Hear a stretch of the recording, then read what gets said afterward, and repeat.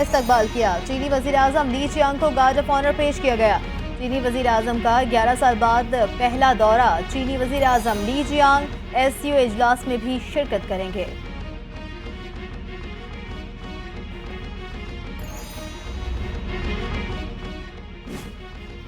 چینی وزیر اعظم لی چیانگ کا SCO سربراہ کانفرنس میں شرکت پر خوشی کا اظہار۔ کہتے ہیں پاکستان اور چین آہنی بھائی ہیں، دونوں ممالک نے ہمیشہ ایک دوسرے کی حمایت کی ہے۔ پاکستان ابھرتی ہوئی منڈی اور بڑا مسلم ملک ہے۔ پاک چین دو طرفہ تعلقات دنیا میں عمدہ مثال ہیں۔ وزیر اعظم شہباز شریف کا چین کے وزیر اعظم کو اس SCO اجلاس میں شرکت پر آمد پر خوش آمدید کہا۔ دونوں ممالک کے درمیان باہمی فائدہ مند تعاون کی نئی راہیں بھی تلاش کریں گے۔ پاک چین آل ویدر اسٹریٹجک کوآپریٹو پارٹنرشپ علاقائی استحکام اور خوشحالی کی سنگ بنیاد ہے۔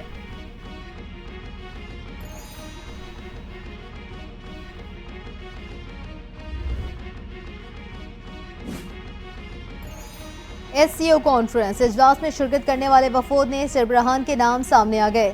چینی وزیر اعظم لی چیانگ SCO کانفرنس کے اپنے وفد کی قیادت کریں گے۔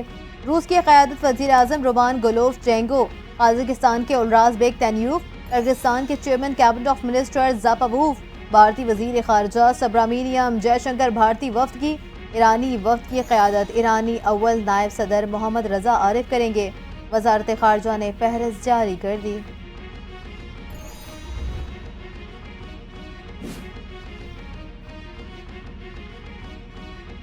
شنگھائی تعاون تنظیم کا سربراہی اجلاس۔ اسلام آباد کو دلہن کی طرح سجا دیا گیا۔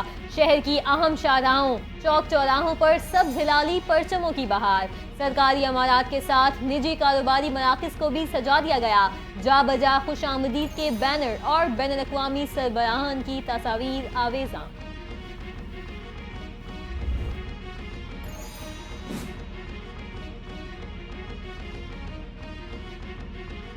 تمام تر انتظامات مکمل۔ پاکستان SCO سربراہی اجلاس کی میزبانی کے لیے تیار۔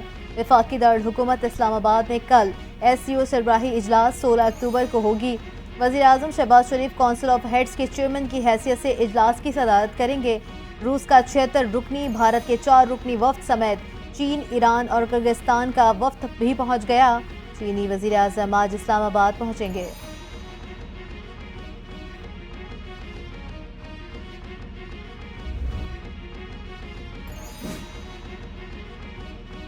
اگست 2023 میں سول سوسائٹی نے میثاق جمہوریت 2 کا مطالبہ کر دیا۔ وفاقی آئینی عدالت کی تائید PTI کے ایک سینیٹر نے بھی کی تھی۔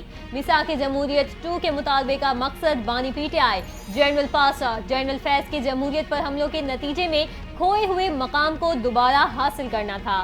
سول سوسائٹی کی 2023 کی سفارشات میں ایک وفاقی آئینی عدالت کا قیام بھی شامل تھا۔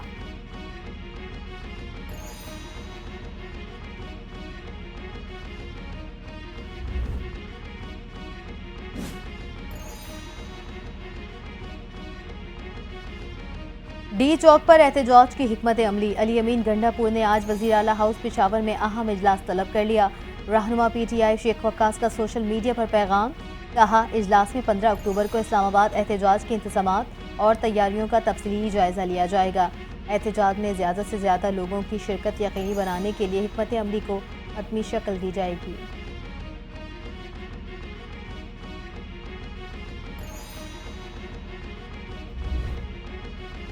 PTI کی 15 اکتوبر کو ڈی چوک پر احتجاج کی کال۔ تحریک انصاف کے رہنماؤں نے ملاقات کے لیے وزارت داخلہ کو درخواست دے دی۔ ہمارے وکلا کی آخری بار 3 اکتوبر کو ملاقات ہوئی تھی۔ بانی PTI سے ملاقات کرا دیں تو 15 اکتوبر کا احتجاج ملتوی کر سکتے ہیں۔ تحریک انصاف کا موقف، بیرسٹر گوہر نے حامد رضا کے ہمراہ ملاقات کی اجازت طلب کر لی۔ وفاقی وزیر داخلہ کی درخواست کا جائزہ لینے کی یقین دہانی، حکومت کی جانب سے آج اجازت ملنے کا امکان۔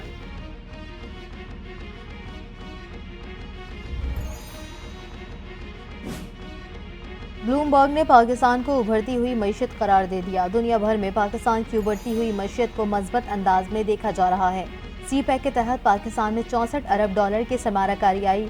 SCO کانفرنس سے ملک میں سرمایہ کاری آئے گی۔ وفاقی وزیر اطلاعات عطا تارڑ کی سہولت سینٹر کے دورے کے بعد گفتگو، کہا پاکستان اب تنہائی کا شکار نہیں، पाकिस्तान की मईशत मज़बत समत में गामजन है।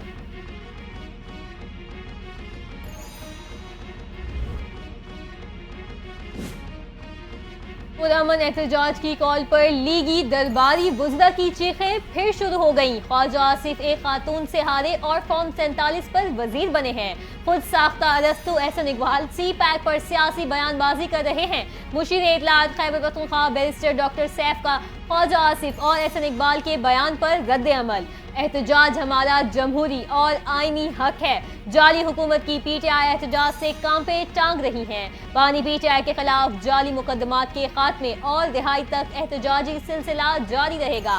जाली हुकूमत के ओछे हथकंडे उल्टा उनके गले में पड़ेंगे।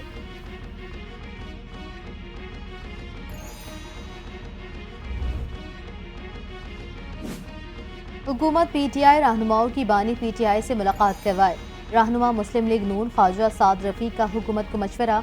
कहा हुकूमत को एहतजाज का उज़्र ख़त्म कर देना चाहिए। गैर मुल्की मेहमानों की पाकिस्तान आमद पर झगड़ा करना पीटीआई की रवायत रही है। हुकूमत तहरीक इंसाफ के रहनुमाओं और उनके कायद की मुलाकात करवा कर भी तो पीटीआई एहतजाज का कोई बहाना निकाल सकती है। ख्वाजा साद रफीक ने तशवीश का इजहार कर दिया।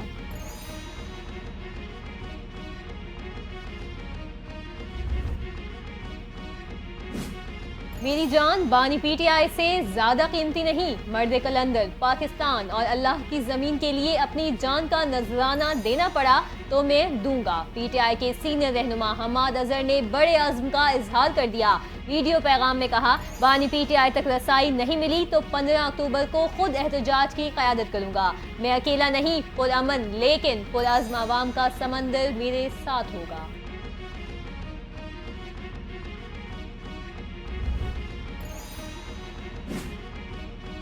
अमीर जमात इस्लामी ने आईनी तरमीम को मुस्तरद करने का मुतालबा कर दिया। नए चीफ जस्टिस की तैनाती के बाद तरमीम पर बात की जाए। अमीर जमात इस्लामी हाफिज नईम ने सिस्टम पर सवाल उठा दिया।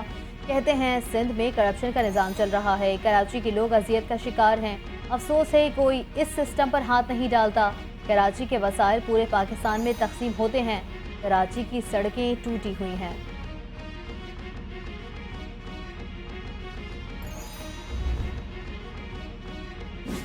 तहरीक इंसाफ ने जानबूझकर एहतजाज के लिए अहम दिन का इंतखाब किया। कौम के मुत्तहिद होने तक दिन के मौके पर एहतजाज किया जा रहा है। स्पीकर पंजाब असम्बली मलिक अहमद खान ने पीटीआई के 15 अक्टूबर के एहतजाज को इंतशारी अमल करार दे दिया। कहते हैं 2014 में भी चीनी सदर की आमद के मौके पर ऐसा ही किया गया था।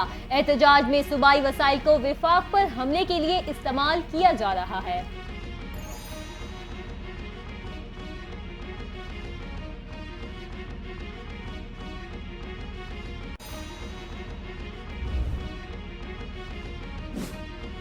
सिंध के सीनियर सूबाई वजीर शर्जील इनाम मेमन ने एक बार फिर रेड लाइन बीआरटी मंसूबा टाइम लाइन से पहले मुकम्मल करने का हुक्म दे दिया। सूबाई वजीर शर्जील इनाम मेमन ने कहा, रेड लाइन बीआरटी मंसूबा कराची के लिए गेम चेंजर है। हमें हर हाल में इस मंसूबे की बरवक्त तकमील को यकीनी बनाना होगा। शर्जील इनाम मेमन ने वाज़े कहा, रेड लाइन बीआरटी सिंध हुकूमत के लिए अवली तरजीह है। काम में तेज़ी लाई जाएगी और अवामी मंसूबा टाइम लाइन से पहले मुकम्मल किया जाए।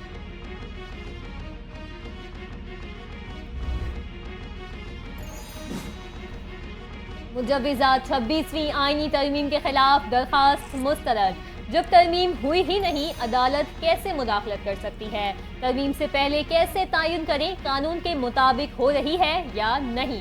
आपने प्रैक्टिस एंड प्रोसीजर एक्ट पर सुप्रीम कोर्ट की जजमेंट पढ़ी है, उसके बावजूद आपने ऐसी दरखास्त दायर करने की जसारत की। सुप्रीम कोर्ट के 15 रुकनी बेंच के फैसले के खिलाफ हम कैसे जा सकते हैं? Chief justice Sindh high court Shafi Siddiqui के वकील से इस्तफसार।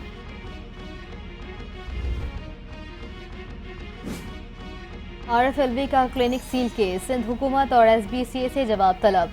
सिंध हुकूमत के वकील की जवाब जमा कराने के लिए मोहलत की इस्तदा। सिंध हाई कोर्ट ने आइंदा समात पर सिंध हुकूमत और SBCA के वकील से जवाब तलब कर लिया। समात 21 अक्टूबर तक मुलतवी।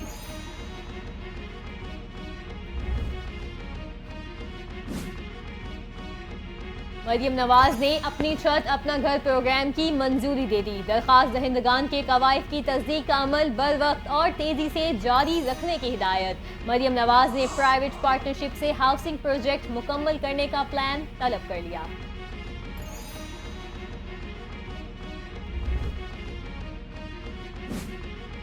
حزب اللہ کے اسرائیل پر تابڑتوڑ حملے، ڈرون حملوں سے تباہی مچا دی. 4 اسرائیلی فوجی ہلاک، 66 زخمی. حزب اللہ کے ڈرون نے حیفا میں گولائی بریگیڈ بیس کے ڈائٹک ہال کو نشانہ بنایا ہے.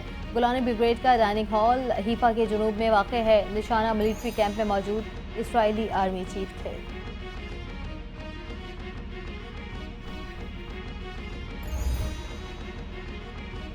شہر قائد میں صبح سویرے بوندا باندی، موسم خوشگوار. ایئرپورٹ، ایم اے جناح روڈ، صدر، آئی چندی گڑھ روڈ سمیت مختلف علاقوں میں رم جھم. لانڈی، قائد آباد اور اطراف میں بوندا باندی. بحیرہ عرب پر ڈپریشن کے زیر اثر کراچی کے مختلف علاقوں میں ہلکی بارش.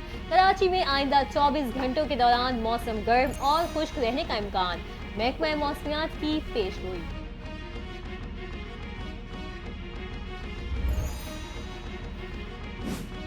کراچی میں ڈینگی، ملیریا، چکن گونیا اور وائرل انفیکشن کے کیسز میں اضافہ. طبی ماہرین کا کہنا ہے جیول اور سول ہسپتال میں یومیہ 50 مریض سردی، بخار اور جسم کے درد کے آ رہے ہیں. محکمہ موسمیات نے کہا ہے کہ سندھ میں چکن گونیا کے 411 مشتبہ کیس رپورٹ ہوئے ہیں، جن میں سے 153 میں تصدیق ہوئی ہے. رواں سال سندھ میں ڈینگی کے 1724 کیسز رپورٹ ہوئے ہیں.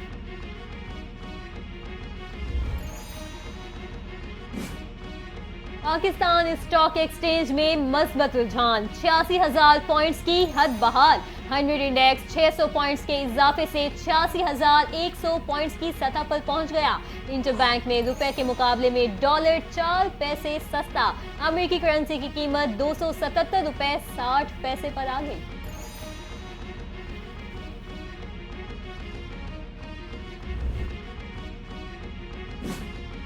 اور کرکٹ، آسٹریلیا نے پاکستان کے خلاف ون ڈے سیریز کے لیے آسٹریلوی اسکواڈ کا اعلان کر دیا ہے. آسٹریلوی ٹیم کی قیادت پیٹ کمنس کریں گے. قومی ٹیم اگلے ماہ نومبر میں آسٹریلیا کا دورہ کرے گی. دونوں ٹیموں کے درمیان 3 ون ڈے اور 3 T20 میچز کھیلے جائیں گے.